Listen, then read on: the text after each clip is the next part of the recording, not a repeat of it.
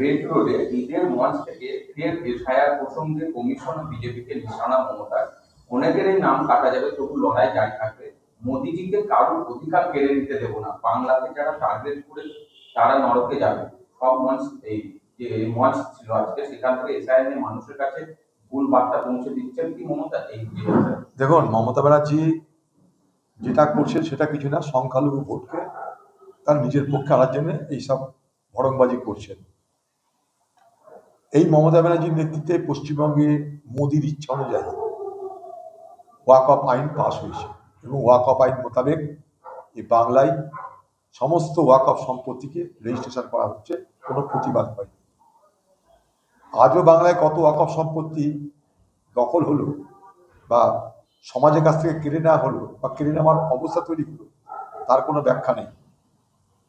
SIR কাণ্ড প্রথম দিন থেকে রাহুল গান্ধীর নেতৃত্বে আমরা নির্বাচন কমিশন, কেন্দ্রের বিজেপি সরকারের বিরুদ্ধে লাগাতার বলে চলেছি, প্রতিবাদ করে চলেছি, হাইকোর্ট সুপ্রিম কোর্ট সব করেছি।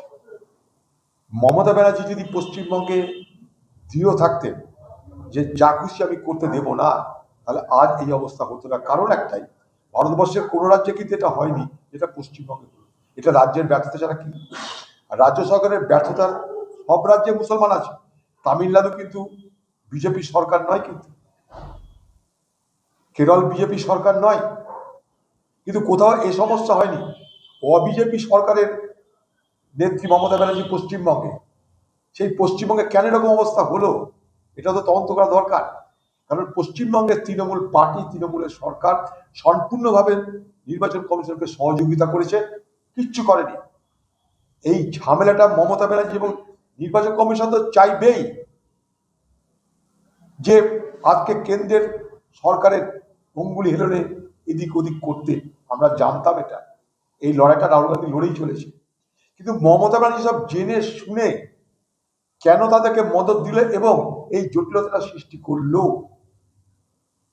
পশ্চিমবঙ্গে যারা বিডিও, এআরও, এইআরও, ডিও, তারা কি নামের পাশে মোহাম্মদ লাগাতে হয় কি শেখ লাগাতে হয়, সি লাগাতে হয় না শ্রীমতী লাগাতে হয়, তারা কি জানে না? এখন নাটক করছেন দিদি, আপনি নাটক করছেন। প্রথম দিন থেকে কেন বিরোধিতা করেননি? প্রথম দিন থেকে কেন সুপ্রিম কোর্ট করেননি? প্রথম দিন থেকে কেন বিধানসভায় প্রস্তাব পাস করেননি? সব কিছু হয়ে যাওয়ার পর এখন নখরা করছেন আপনি, তাও ঈদের দিনে, একটা পরবের দিনে আপনি নখরা করছেন। হ্যাঁ, এই মুসলমানদেরকে বলছেন না যে সরকারি টাকা খরচ করে আমি মন্দির করি, সরকারি টাকা খরচ করে আমি মহাকাল করি, সরকারি টাকা খরচ করে দুর্গা মন্দির করি, বলছেন না তো সে কথা?